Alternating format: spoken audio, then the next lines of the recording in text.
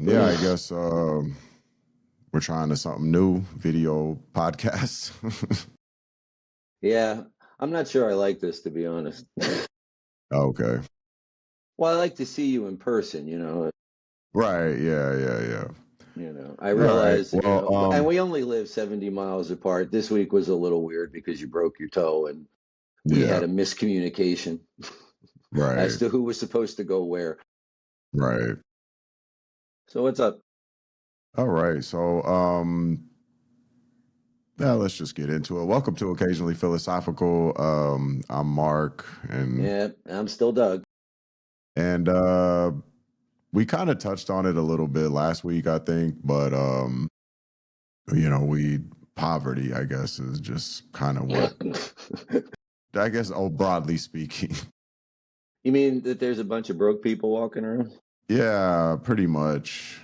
Um, I've been poor, broke. I wouldn't go into say poverty, but I've been broke and poor my whole life or our whole lives. So it's just kind of something that I see a lot, and we touched on it last night or last week. I mean that you know, poor people are lazy, which got me thinking as it does.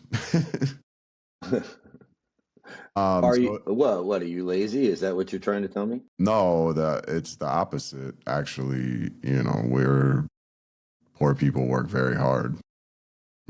But they're characterized as lazy. I think I mentioned it. You always see the video game. I just saw it like yesterday after I was watching somebody was basically saying, you know, I don't know, something simple. It wasn't even super radical, just that like companies should pay people enough to live or that food and shelter should be guaranteed.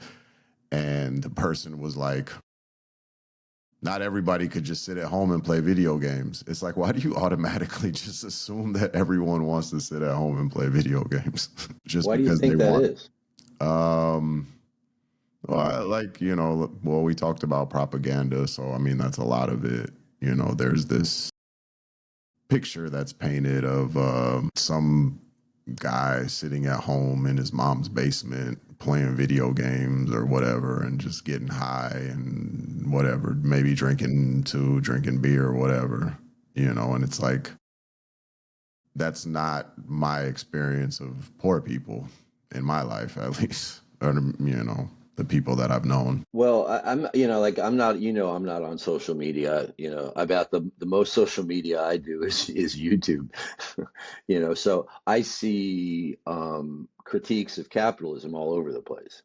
You mentioned, I think you did, maybe. Did you just say something about how corporations aren't paying people enough money to live? Did you Yeah, say that? I Yeah, all did. right. Because I had seen a couple of weeks ago, one of the on, endless series of content creators like us, for Right. example. But there was a young woman who put a video together and basically listed like these seven large multinational corporations and asked the question, well, what do all these companies have in common? And the answer was all of their employees qualify for government assistance. Right. Right. So you have people that are working, at Walmart and at Amazon and at places like that, that are working hard. I mean, if you've ever worked, anybody that's ever worked retail knows how brutal that can be. Yeah. And I haven't worked at an Amazon warehouse, but I've read the stories online about how brutal that can be, that people actually have to carry empty bottles with them so they can go to the bathroom, Right. kind of thing. So, and at the end of all that, they still don't make enough money to cover their rent and food and etc. Exactly. So, you said something about the propaganda about poor people. Can you give me a little bit more detail about, maybe besides the stereotype of the mid-30s stoner who still lives at home playing video games in the basement instead of, going out and quote unquote getting a job or Yeah, having a there's career? the Well, back in the 80s, Ronald Reagan, pushed the welfare queen. I saw where, and it's like there's this idea that oh, they're just poor people or just having kids just to get the sweet welfare money. And meanwhile, it's like, I don't know, $5,000 a year or whatever. That it's not like, yeah, it's not like it's like a get rich quick scheme or anything like that. It's just, but it's like it's demonized that. And I actually had read this book, which we joked about last night when we were talking about prep. That I could have wrote this book because it's basically written by this woman, Linda Tirado. I hope I'm saying that right, but anyway, she hand to mouth, and she just says she says in the book that like it's not that poor people like are, well, one, she says poor people are not having kids on purpose just for the welfare money, like I'm gonna be living high on the hog. But I pulled a quote from it that I found interesting. She said we have kids because there's no reason not to. You'll never be financially ready anyways. You're poor, and it's like, a lot of times people say, oh, well, like wait until you're stable to have kids. But when you poor this year, you've been poor, and you're poor the next year, you're just always poor. It's like I don't know if there'll ever be a time when I'm financially ready to have a kid. So why not just have one now? Right. Well, I Because we do would, have this natural, obviously we want to procreate. It's just, well, I mean, beyond the biological imperative to pass one's genes down to the next generation, um, I think there could be a counter argument to that particular quote, about having kids, yeah, because having a child isn't just, okay, you've deposited your sperm in somebody and the kid comes and then you just get to wander away. right. That kid needs, support and love and guidance and all the things that unfortunately a lot of kids today aren't getting. And why aren't they getting it? Because, okay, let's take what the quote from, what did you say her name was? Linda Tirado. She says, well, look, I'm 22 years old. I want, I'm in a relationship. I want to have kids, but I'm working this crappy retail job. I don't have enough money, and my husband doesn't make enough money, my partner, or whatever. And so you put it off and you put it off. But now all of a sudden the biological clock starts ticking, right? Because, here it is 10 years later and I've put off having a kid, but the cost of living has outpaced my ability to keep up with it. So instead of having that extra money where I feel like I would be able to take care of a child and not have to make too many sacrifices, in my own life, I put it off, and then finally I just say, screw it, it's not going to happen. And the people that are now saying, well, now you're looking for a handout to help you for this kid that you shouldn't have had, right? That's not on me to pay for that, right? So there's got to be something else. I mean, I'm not saying that those people are right, because a lot of times we end up pregnant accidentally, Well, right? and that's part of it too. You It's know, not just all like, oh, we're all choosing to have kids at this particular time, even though we have none of the resources necessary. most of the time I Sometimes, think it still is accidental, and it's just that, what, like I eventually want to have kids, and I know I'm not necessarily financially stable, but what the heck, yeah, and because, then and then you end up, we also live in a society where getting an abortion isn't, yeah, I well, mean, that's she a that's actually, a she that's a took, fraught thing too. But at the same time, you also have to say, all right, well, maybe I don't believe in aborting children. there's that too. I'm not a pro-choice person. I'm a pro-life person. And now I'm working retail and now I found myself pregnant. Oh God, now what? I'm not going to abort the child, but holy crap, where am I going to get the money to pay for, because now I have to pay for childcare because I have to go to work, Right. right? And if I don't have family around, and because of the way that people move around these days, it's not like a couple of weeks ago after we turned the mics off, we were talking about how um, a couple of some years ago, extended families would all still be in the same general neighborhood. Right. Right. So like the grandparents were there, where if you had to go to work, hey, can you take to watch the kid? Oh, grandparents were there, or aunts or uncles, or there was always somebody around.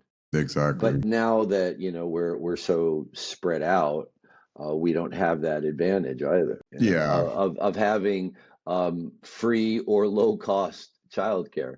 My God, you Right. look at I when you were little, and I was paying for childcare, it hurt. But the cost has gone up so dramatically. Yeah.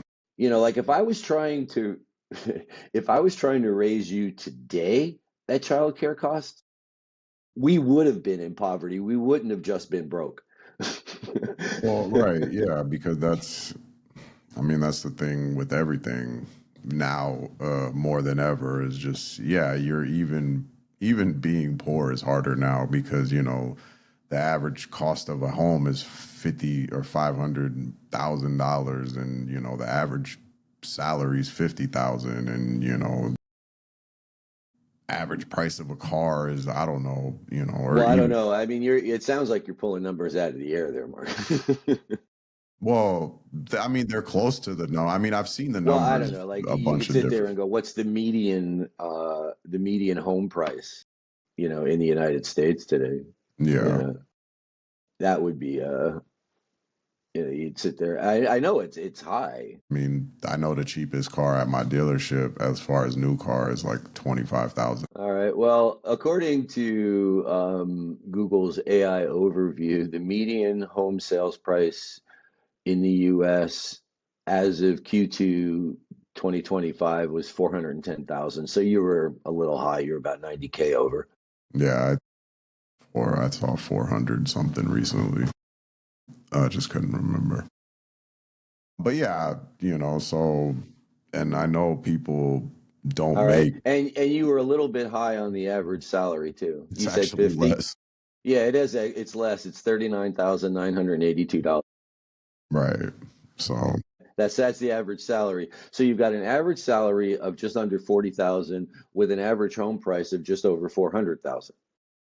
So actually your 50,000 and 500,000 wasn't that far off the actual delta. right. Just a different set of numbers. Yeah. And, But you don't want to be accused of just pulling numbers out of your butt, right. either. All Yeah. right. So what So, I don't know. I guess, we don't have to keep talking about kids, but like there's also the cost of being poor, you know, uh, give me an example. like check cashing places. For example, if you don't have a bank account, you Okay. know, you go to a check cashing place, they charge you 3% or whatever. I think I mentioned it last night too, that buying in bulk, I know that the 30 pack of toilet paper is cheaper, right? But the 30 pack is, say, I don't know, $20.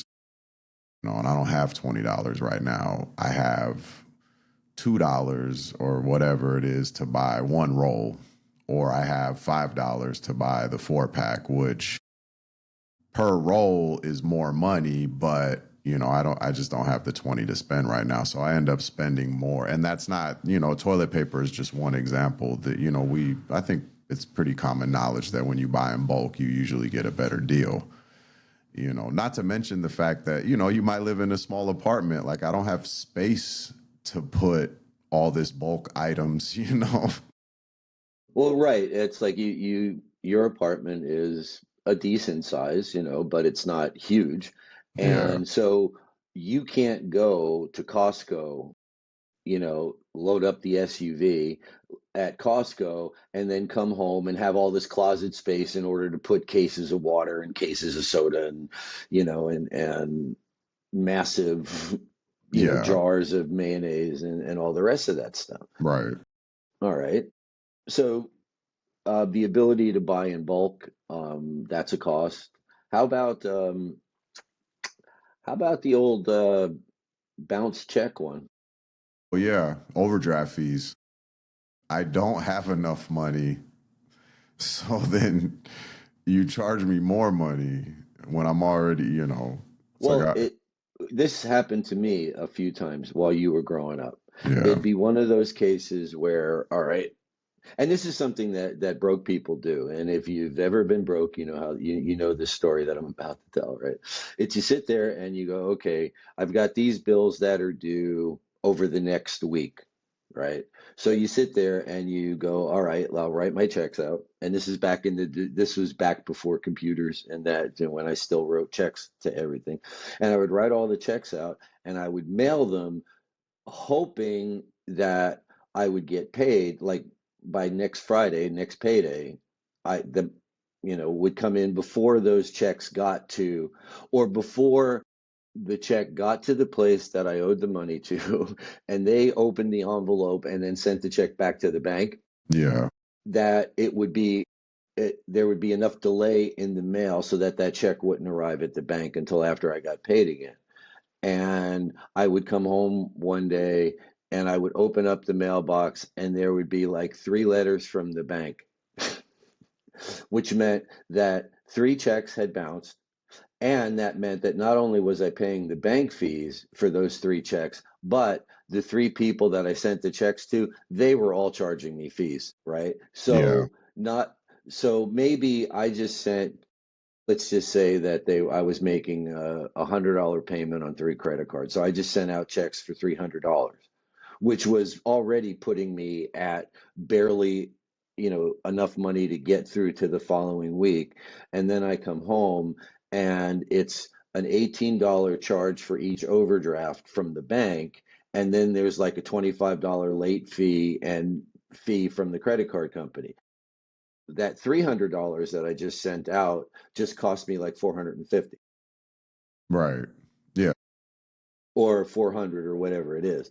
But and that's something that happens to people on those bottom rungs of the ladder all the time. Now Well, I don't know how it is today yeah, here's a because modern example, and I think they might have changed it, but it's basically the same thing. But one time, I used my debit card. I don't know, I don't remember the exact numbers, but it was around $75 in my account. I had something out there for like $80. And then I had two things that were like, one was like 20 and the other one was actually really low. I think it was Jamba Juice. It was like $7 or $8 for Jamba Juice. And the way they put the transactions through was they did the biggest one first, which put my account negative, and then they did the other two afterwards. Even though the transactions didn't, they all kind of hit on the same day, so like you didn't have to do it that way, right? But long story short, instead of getting one overdraft fee, because I had enough for two of them, but not the third, you just gave me, I ended up with three $35 overdraft fees. well, yeah, and there like the number of variations on that theme can go on forever. While you were talking, there was like another story hit my head, and then by the time you finished your story, it was gone. So, but I just like there were so many examples of things like that. One of them was the one where um, the what the banks, I don't know if they still do this, but it sounds like they do. But if you have a direct deposit going into your account on, say, Thursday, and you still are one of those people that wrote checks, so they come in. if if the checks come in, if they have the checks on the table in front of them on one hand and the deposit on the table in front of them in front of their other hand, they will process the checks first and then they'll put the deposit in. So they get to charge you for the overdraft, even though they know that you have enough money because the deposit's sitting there. That's happened to me a couple of times. So, like I said, Mark, on that particular thing, as far as like the costs of dealing with banks and creditors, and the additional costs when you can't make your payments or you're late by a couple of days, yeah, Yeah. because when you start hitting um, $35 late fees plus the interest rates on credit cards now are just absolutely insane. If you're a big bank, you can go to the government and borrow a couple $100 million at, like, I don't know, 1.5% interest, and then you can turn around and lend that money out as a creditor at like 35%. Well, yeah, you said we can go about financial institutions all day. But also, like, this is one that I'm familiar with, like, as far as the cost of being poor laundry. Like, I used to have to go to the laundromat and I would have to spend, $30, $40, whatever it was in laundry, knowing that technically I could just buy a washer and dryer. It would be cheaper, but I don't have that option because the apartment, now the apartment I live in has a washer and dryer hookup. So it's a little better, but, you know, instead of spending even $1,000, on a washer and dryer, that would, I'll spend $2,000 over the course of, a year or 2 years or whatever. I didn't do the math, but yeah, there's a lot of different.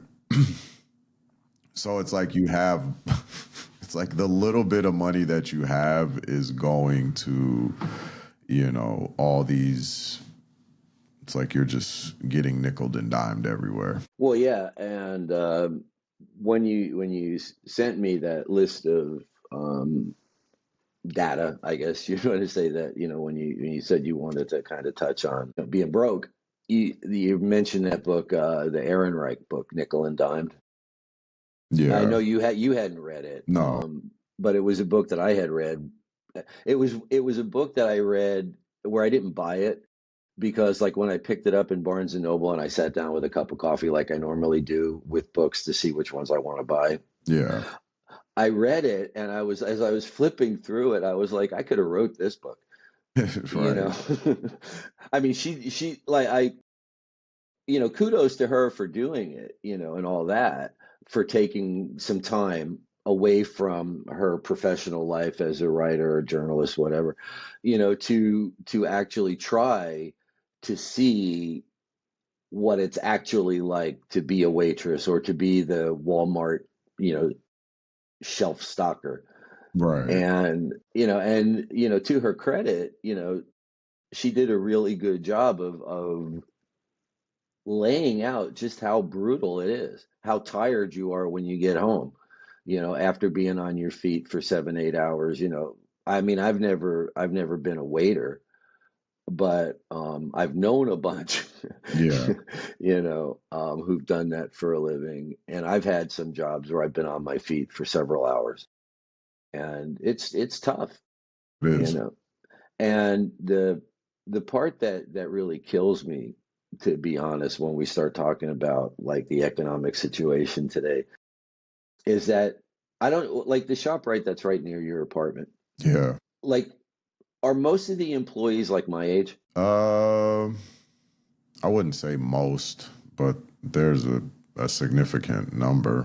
Yeah. Well, the shop right here, a significant number of the employees at this shop right are people that should be retired. Yeah.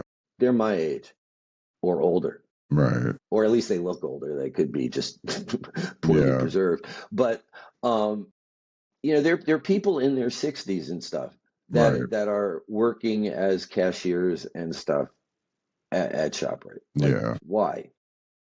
Right? Or the worst one, the ones that really kills me, is when I see these like seriously old women.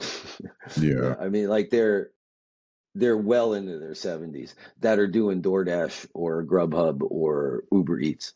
Right. Right now, I think, okay, there's two reasons. On the one hand, they could just be bored, right? Yeah. and they go, you know what, this is fun. I'm bored. Let me go out and do this. All right, that's your choice. Rock on. But I think that in most cases is probably they need the money. Right. They are not, their Social Security, whatever retirement funds that they had is just not enough.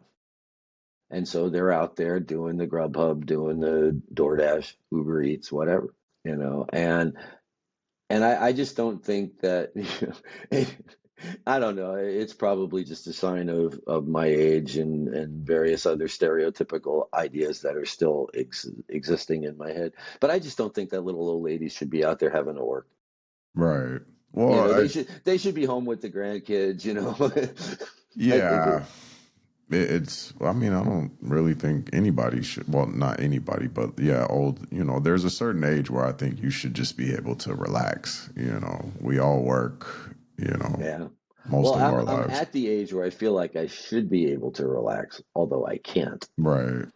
You know, and again, part of it is, and I'm not sure, like in the book that you mentioned a quote from, I don't know if she talks about it because I haven't read it, but this idea that, part of the difficulty, at least as far as like stereotypical and what you might hear in the information ecosystem out there, is that it's not just that you're not making, a six-figure salary.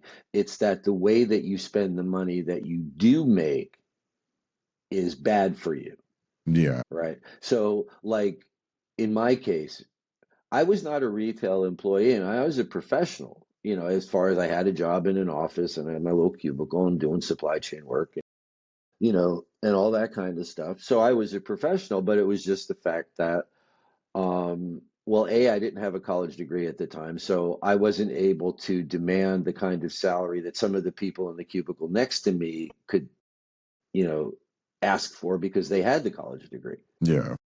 So I started out on the salary ladder lower than a lot of the people that were my peers because of that lack of a college degree, and part of it was just, I remember I was still fairly young. I hadn't even turned 30 yet, but I had asked one of my colleagues salary wise, you know, and it turned out that he was making a significantly higher salary than I was for doing the exact same job. And I asked him, I said, "How did you get that salary?" And he just looked at me with like hat with one of those, "You poor stupid idiot." He goes, "I asked for it." Yeah. and and I was like, "You mean you can do that? You don't have to just accept what they tell you?" Right. But again, my early childhood and all the issues that I was, struggling with, But it's you not know, just you though. A lot of people think like that. There was even people because come out because people will post on social media like, oh, the salary range for this job is like 80 to 90,000, but the person I offered them 80, this is like a recruiter or whatever, or HR person. I offered them 80 and they just accepted it. So little did they know if they would have just asked, they could have got 90. And of course, people in the comments, and I mean, I kind of agree with them. It's like, yo, if you're willing to pay somebody 90, just pay them 90. Like, I don't understand, like, why there's this game. well, I mean, part of the reason that there's a salary range, Mark, is for experience. So if you're early, if you don't have if you only have like 1 year of experience, we'll pay you 80,000. But if you have 3 years of experience, we'll pay you 90 because you've learned enough to be able to handle the stuff that's not algorithmically predictable. And that most of the jobs, at least in my career, what they wanted, because if it was just, taking one set of numbers, running it through a formula, and taking an output and then building that, you could give it to, almost, I want to say like a trained monkey, but no, you need more than a trained monkey, but you don't really need high level skills to do that. But what companies want, or at least they used to, was that ability to, oh, okay, something unexpected happened, and you need to be able to keep everything running, with these unexpected things, and so Right, I understand that, but I'm just saying that if you would have just asked for it, you would have got more money. Why didn't you just give me that? I understand. I have experience, so if but because I didn't ask for it, you're just, you know, Well, yeah, but that, I mean, you look at it from if you're a business owner, Mark, you're you trying to. know, It's capitalism. That's what it well, is. That's yeah, why but I I don't mean, you know, try to it's do the one least for thing. the most.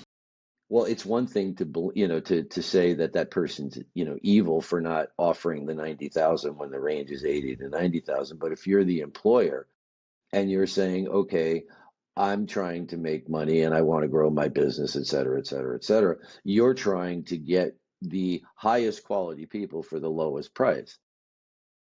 You're, yes, I'll pay you 90,000 if that's what it takes to get you. But if I can get you for 80, good for me, right?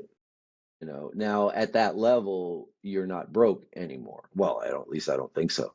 If you're making 80 or 90,000 a year, you're not dealing with the issues of being broke and the kinds of choices that people are forced to make. No, I'm just, but yeah, yeah. But yeah, so I mean, there's the well, and a lot of it is just people don't know. You know, I didn't know for a long time, and I think because when you're poor, the type of usually the type of jobs that you end up getting are jobs where it's not really as negotiable. It's like, nah, this is what we're doing. We're paying minimum wage, and that's it. There's Well, yeah, when you're in the retail thing, in that space, and I think, that the Linda, whatever her last name was, when you're going for a retail job, when you go or to food service or yeah, Old Navy or whatever it is, and they go, okay, yes, we're hiring sales clerks, and the pay is 9.75 an hour, right? And it's like you go, well, I want 10.50, and they go, well, have a nice day. right. you um, hell, and nowadays you can't even walk and talk to anybody anymore. You No, they just know, tell you to go on. yeah, everything is just go online. You walk into a store, we're hiring. Scan this QR code. Yeah. But yeah, you're not really negotiating salary at that particular point. One of the things that I was thinking about though, as opposed to the costs, the physical costs, the monetary costs of being broke, of being on the lower rungs of the economic ladder, it's the mental cost. Yeah. Well, yeah, because I've had a time in my life I worked two jobs. I've actually had a few times in my life where I worked two jobs. It's tough waking up every day at 6 o'clock, 7 o'clock, whatever, getting dressed, going to work, you know, clocking out, going to another job. you know, you got like 2 hours in between or 3 hours in between jobs. You go get something to eat, maybe relax a little bit, and then just go right to the next job. And, then you get home at 11 o'clock at night from your second job, and then you go to sleep, relax for a few minutes, eat something, and then you go back to sleep, and then you wake up and do it all over again. Well, and that grind, Right. it takes its toll, right, in various ways. And there's a mental health crisis. You hear about it all the time, right? Right. Mental health crisis in this country. And what is it? It's anxiety. It's this. It's that. Why? Why are people freaking out, right? Like what is what's going on that's causing all these mental health issues? And then what do people do when they're stressed like that? And what are the costs? I mean, the emotional costs, the tolls that it takes on other people. I don't know. I know that I've read over the years, I've picked up, things back again in the days of newspaper when I was still reading newspapers. And there'd be, an article in the lifestyle section about one of the psychological costs of living on those lower rungs of the socioeconomic ladder. Yeah. Well, like think about the parent who, especially nowadays, right? When you get any activity that your child is involved in school, all these costs get passed on to the parents, Right. right? You know, you make the team, and suddenly the parent has you have to buy all the uniforms. You know, the school doesn't provide the uniforms anymore. Right. I don't, I don't know about that. I'd have to ask my neighbor whose kid actually does play high school football Yeah. if they had to buy it. But a lot of teachers are having to buy their own supplies. It's not even always the uniform because, like, when I was in high school, they gave us the jersey and the shorts, but we had you had to buy the shoes. Like, I had to buy certain shoes to match with the team, and that bag. Remember the big green bag I had, Yeah, the Converse bag, like that. So yeah, you didn't have to buy the whole uniform, right? But there was a cost associated because I had to match with the team. right. So there, and you think about it, like I was able to cover that Right. cost, right? But you think about someone who whose kid wants to play basketball, but they're working retail, right? They Yeah. were they were on a lower rung of the economic ladder than I was on. And now Yeah. suddenly that cost for those particular shoes and that particular bag so that the team all looks the same, is beyond them. And so that kid, they have to tell their kid, yeah, sorry, I can't afford for you to play. Right. And then what happens to that kid's options? And this is one of the costs of being poor that we don't really talk about, or at least it doesn't seem like it. You at some point, as an adult, you look back and say, oh, well, you were disadvantaged as a kid. You didn't have these advantages. But you think how much potential is lost simply because of some Lack of resources. financial Yeah. obstacle that you can't get across, right? And not even really, because I mean, yes, not to, but we're talking about, let's just say you had to buy the shoes for basketball. Maybe they provided the uniform, but you have to buy the shoes. Basketball Right. shoes are kind of expensive, minimum $100. But they can go upwards of $200. Depending on what shoes you buy. Because you also don't want to, you don't want to buy Payless shoes to play like real basketball in. Like you're gonna tear them up in 2 weeks, if that. So there's that. Yeah. Whereas it's like, yeah, 150 doesn't seem like that. It's not a lot of money in the grand scheme of things, but it can be when you're poor and you're living paycheck to paycheck. Well, that's the psychological cost. It's like when you've been there, Mark, all right? Yeah. And I've been there, and you know what it's like when you're walking around all the time, like 24 hours a day. If you're awake, you're always doing these calculations in your head, right? It's Tuesday, you get paid on Friday, and you look down at the gas gauge and you're doing a calculation. Right. You're like, okay, Do I have enough gas to get to to get payday. me through to Friday, or do I have enough money to put more gas in the car to get me to Friday? Or what the hell am I doing? I better park because I don't have enough money to put gas in the car. And if I just drive around because I'm bored, I'm not going to have enough gas to get to work, Right. right? And you make those decisions. You walk in, you're hungry. You look at the menu on the wall behind the counter, Yeah. and you're not thinking, what do I want? What can I? What can I afford? Exactly. Right. And now, in another discussion that we had, we talked about death by a thousand cuts in a different way. Well, that's death by a thousand cuts on an economic level Right. because you're making decisions all the time, Yeah. constantly calculating, and we talked about, like getting your bills paid. Well, nowadays with automatic payments and all that kind of stuff, it's different. Yeah. You're not so much getting late because you set up your payment. You say, okay, auto payment, the bill's due on the 14th, so pay it on the 10th every month. you know, and then the only thing that happens is maybe you get socked with some overdraft fees because the bank went ahead and did the automatic payment, Yeah. right? But it was like, well, You yeah, didn't have the we money. you didn't have enough money in your checking account, you know, and then you have another another cost to poor people, I think, that is there's a rule in the banking industry as far as automatic transfers. And I think this is to prevent money laundering and stuff like that. But if you have like what do they call that? Overdraft protection on your checking account, and all of your direct deposits and stuff like that are going into your savings because you know you want it in savings. Yeah. And so if you get to six transfers, like six automatic transfers, They after that they won't do it yeah. anymore. You have to, and you can't even like go online to your bank at that particular point. You actually have to go to a physical ATM Yeah.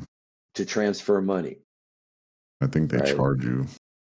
I don't know. I remember a while back, I had a decent amount of money and I'd put it in my savings account thinking that, oh, you know, whatever to be better. But whatever, because I'm working poor or whatever, it's like I was always dipping into it. And then after I had, I'm pretty sure it was 6 times. Once I had dipped into it like 6 times in 1 month, like I had went to the bank and they were like, you can, I think I don't remember if they charged me or if they just didn't let me, they might have just not let me take the money out at all. Or maybe they just charged me. I forgot, but it was something that I, so what you're talking about, it's even just taking money out of the savings account and transferring it over yourself. Well, the reason that, you know, I mention that because it's like it costs you money. You Right. know, like if so in other words, and this is one of those like the working poor because you know you're working two jobs, right? Yeah. So now you're working two jobs, you've got your direct deposit set up, you know, you when you do have some time, you sit down, you do your bills, you transfer enough money across and blah blah blah. But now you're working two jobs and you know things are just happening. And Yeah. then all of a sudden, there have been six transfers of these automatic transfers to cover. And then another automatic payment comes out. Oh, well, we've already done six debits. That payment gets rejected. So now there's the $35 fee. Yeah. And, you know, that's a cost that you incurred that you might not have incurred had you only been working one job and you could come home and you could sit down and take the time to go over your budget to make sure that there's enough money in the bank to cover everything. You know, the kind of things that people that aren't like spread so thin do. Right. You know you do it when you're not working 60 hours a week or something like that. You'll sit down and go over your budget. You know, make sure Yeah. that you've got enough money in the bank and that, you know, your investments that you're putting money in your investment accounts and stuff. But when you when you don't have time, that you know those kinds of things are at least for me, those are the first things that fall off, Yeah. you know, because I'm taking care of sleeping, eating, you know, cleaning myself up and getting ready to. Yeah. So yeah, it's yeah, you don't have, it's the bandwidth. I've heard it referred to, you know, people that are in real poverty, you're in survival mode. You know, Mhm. your brain is just not, it's too focused on those little transactions. Could I, you know, do I pay the electric bill now? Do I pay the whole electric bill? Do I have enough gas to put in my car? Am I going to make it to work?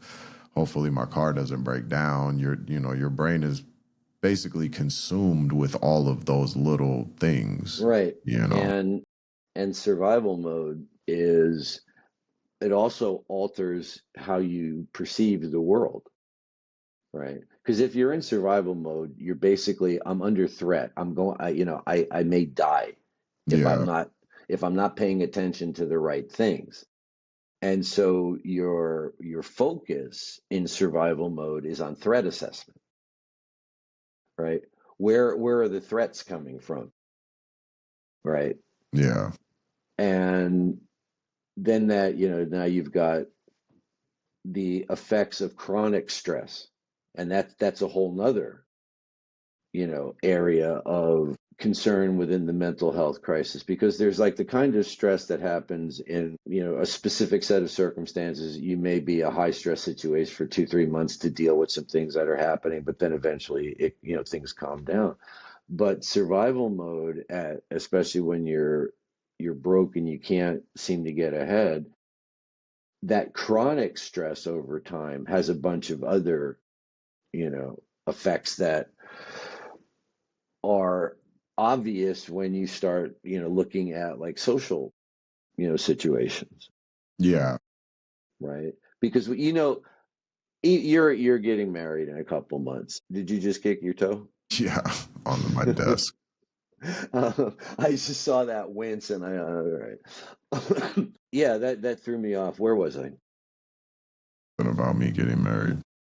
Oh yeah, and you'll have a discussion over your finances when neither of you are particularly stressed. It's a discussion. Okay, here's what we're doing, blah blah blah blah blah.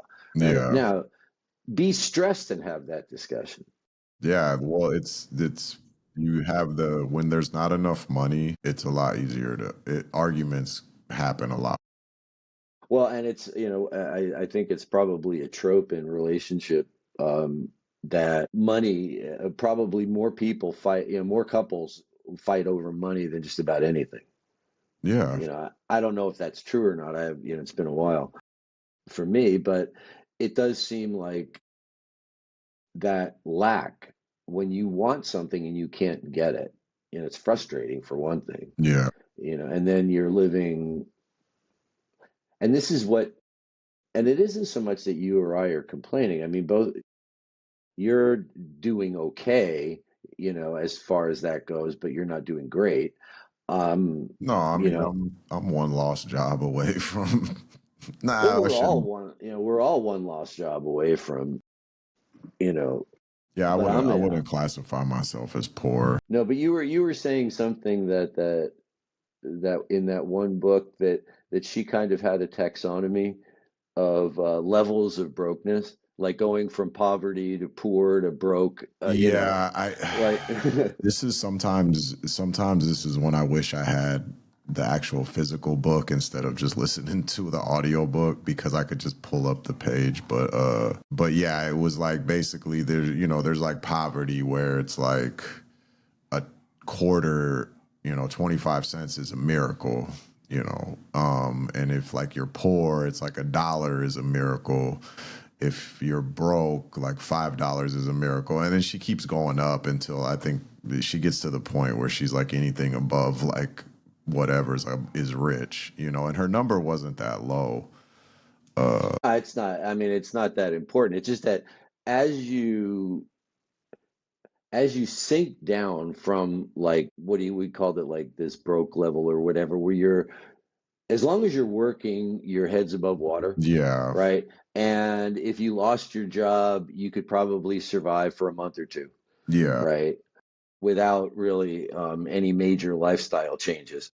But after that, things start to get a little dicey. Right. Versus the people that don't make enough to survive. They're like, it's like 9 people living in a one-bedroom apartment, Yeah. or something like that. When you start moving it at that level of brokenness. Well, But I yeah, think, or you're I mean, I've been in points in my life where, it technically it wasn't enough. I wasn't making enough at all, but, or so it's like, you're okay, I'm a little bit behind on my car payment or I'm a little bit behind, whatever, you're kind of like, oh, let me pay this bill this week, with this paycheck. And then when I get my next paycheck, I'll pay that bill. So that's like where it's like you're managing, but you're kind of not. You're like just underwater. Like in I guess in the water analogy, it'd be like I'm just right there, and like my nose is just barely above water, and I'm trying to yeah, and keep. all, and it's the wave that comes over, that washes over your face, that you start choking every once Yeah, in a while, when your because, car and it's breaks that, down, or exactly, it's the and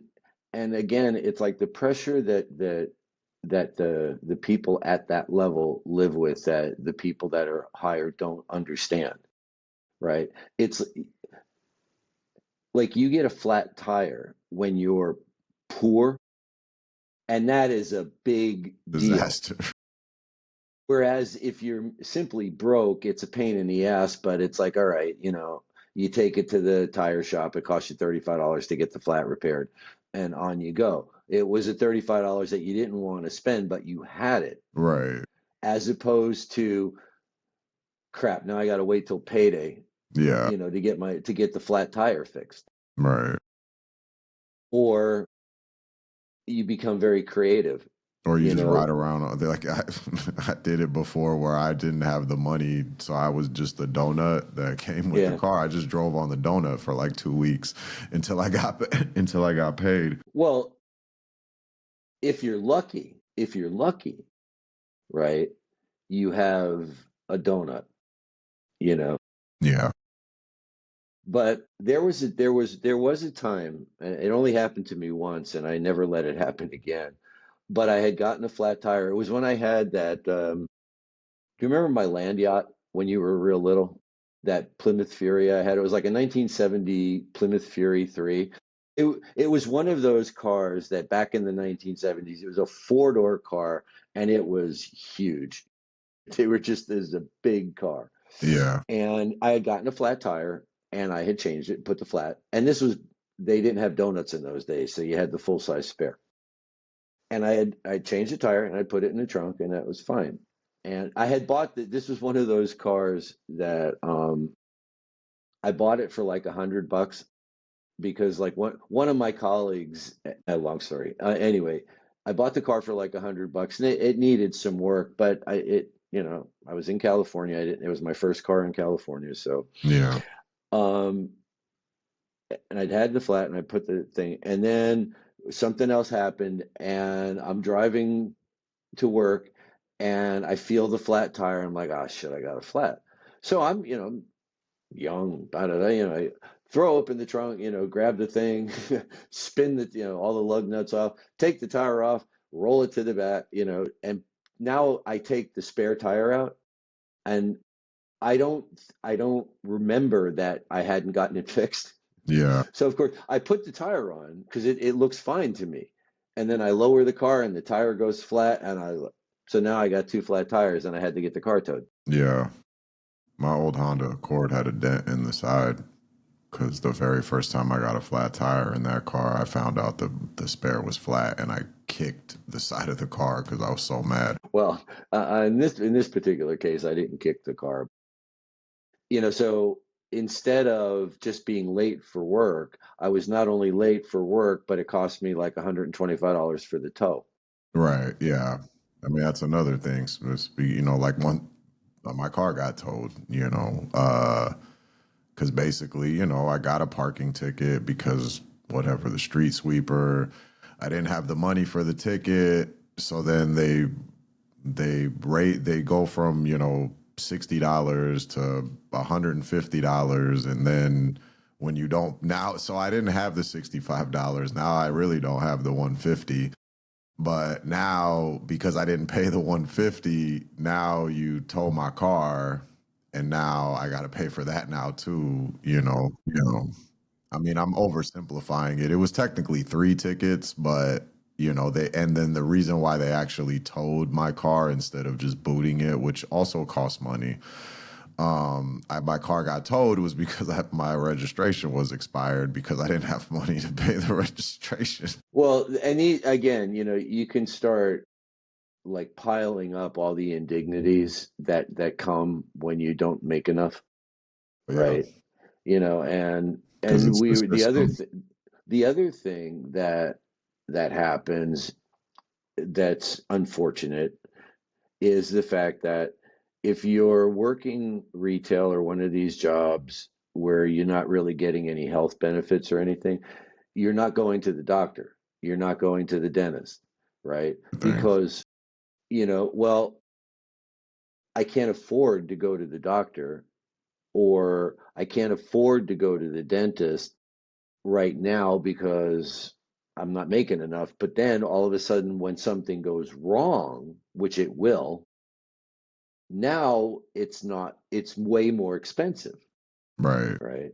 And so then you get the complaints from, the people with money and resources saying, well, yeah, you're showing up at the emergency room with these things instead of just going to the doctor. And you're going, well, yeah, if I had health insurance that wasn't being denied, um, I would go to the doctor on a regular basis, but I'm barely making enough money to pay my rent and keep food on the table. And so to walk into, and the price of a doctor visit, like when I get my Medicare statements, I'm like, uh, spending 10 minutes in that guy's office and he's charging like $175. Well, yeah, and well, the other problem with it is that at least it seems to me that even though some jobs I've had insurance, some of those are the really lower wage jobs, the fast food, the service and retail type of jobs. Hmm. Those jobs, they specifically cut your hours short just so they don't have to pay you benefits.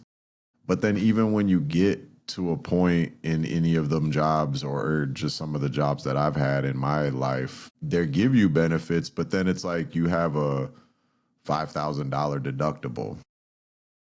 So it's like, yeah, you're giving me benefits, but the doctor visits, and yeah, the doctor visit is maybe 175 and I have to pay, a $50 copay towards that. So it's not like, even though I have insurance and it's like paying for stuff, it's still like Well, not paying for enough to where. the thing is that it's two things. It's the size of the deductible that you have to meet, right? When you're not making much money. And then the other thing is that the copay, Right. right? Because if like in your example, you said it was a $50 copay. All right. If you don't have the $50 copay, you're not going to the doctor. It Yeah. I mean, doesn't I just, matter. for It this. doesn't matter that that $50 is only, 20% of what the doctor actually charges. Right. It doesn't matter if you don't have the $50. Right. Or if Exactly. that $50 to go to the doctor is the difference between you going to the doctor to have a minor complaint looked at and um, doing something for your kids, Right. Yeah. right? Because these are sacrifices that parents make all the time. At least I did. Yeah. It would be like, all right, I'm looking at my budget and I'm like, there's something that I wanted, and then there was something that you needed or wanted. Yeah. And it would be like, okay, I'll do this for Mark, because, I'll be able to take care of myself later. That Yeah. was always the thought in the back of my head, that I'll be able to take care of myself later. I'll be able to take care of myself later, but even then there were times that I had to say no, Right.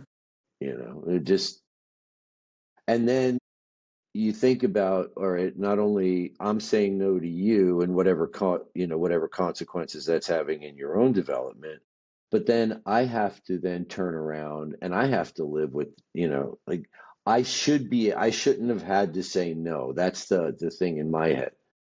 Like, what am I doing wrong where I have to keep saying no to something that I don't feel like I should have to say no to? Now, you can get into my own inabilities or the fact that my parents were poor, so I didn't learn um, good money management Right. skills. So there's part of the situations that you and I had to navigate, and one of the reasons why I wasn't able to teach you like good financial management was because I didn't have it. Right. So some of the situations that we're dealing with is just a lack of knowledge, Yeah. right? It isn't systemic in against us specifically, Right. right? Like, we could, with time and saying, all right, well, what is it that I need to learn? Like right now, if you where all the money seems to be, is if you wanted to jump on the next money train, something AI related. Right. Especially when it comes to this next phase of its integration into the broader society. Yeah. You look at what options are there and you look at the kind of salaries that they're offering. All right.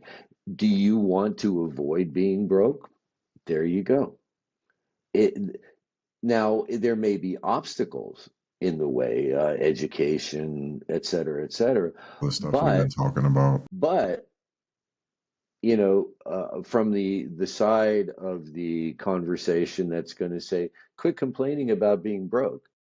It's your own fault. Yeah. And going back to the propaganda where we started the conversation, or at least you started the conversation, the propaganda on the fact that people that are broke because they're lazy. Right. And it's, and I mean, we're at about an hour now, so we could probably but yeah, I mean, yes, is it my fault that I'm broke? Like, could I work harder or make better decisions? But I don't, but also, I made the best decision, at least at the time, because yes, do I know that if I put money in the stock market, that theoretically it goes up, right? So had I listened to my economics teacher in high school and just put 10% of my income, he said if you put 10% of your income, if you get a job at McDonald's when you're 18 and you put 10% of your income in a mutual fund, by the time you're 30, you'll have over $1 million. Now I don't know all the numbers if they actually work out, but I do know that, putting money aside and putting it in investments. I mean, I started doing it recently, and yes, my money is making money, which I don't like that. I think it's kind of stupid, the fact that money makes money, but whatever, we live in capitalism, so I'm doing it. But I guess my point being with saying all that is at the time I didn't have it. Right. Well, this Like is 10%, like my check is already not quite enough for my necessities. So trying to put 10% aside just didn't even compute, like, what do you mean mhm. put 10? I need 10% more Right. to Right. even be surviving. And you want me to put 10%, I need 20% more to put 10% into savings in my mind is what I was thinking. Hmm. And Yeah. Well, and again, like when you're under stress like that, and we talked about survival mode, right? right, When it really is, when you really are looking at, okay, I need food, I need shelter, I need my car, I need all this stuff, and here, like the pile of what I need is this big, and the actual size of the shovel I have is this little tiny thing, right, yeah, right? And so you make these decisions, and now you realize that, okay, you're at a point now where you can start doing the things that maybe you ought to have been doing some years back. But not everyone, and this is part of why I think when it comes to like what we're dealing with in the world, right? You're trying to find something that is more suitable to where you're at in your life right now as far as career goes. I'm looking for something to supplement my Social Security income, and so that I can continue to survive. But there's a whole lot of people that are young, in their 20s with huge amounts of debt, from college because they went to college because that's what they're supposed to do, and they can't find work, right, right? And they're under stress, and then they're reacting to that stress in certain ways, which are then exacerbating other social problems, and this whole thing swirls around, right, right? And meanwhile, you and I are just trying to maintain our sanity in this crazy world. yeah, Anyway, son, I know you have to get to work today. yeah, Go do that job thing. right. And my One, coffee's empty, and I want another cup of yeah, coffee. one of these days I'll get around to starting a Patreon, and then you guys can donate so I can stop going to work. Or we, Oh, that'd be sweet.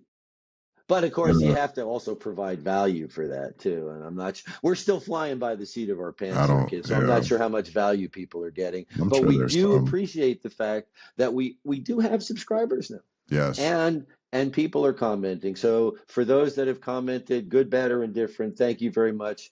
It tells us that we're not wasting our time here. yeah. And until next time, I'm Doug, And I'm Mark, and this has been. occasionally philosophical. See ya. All right.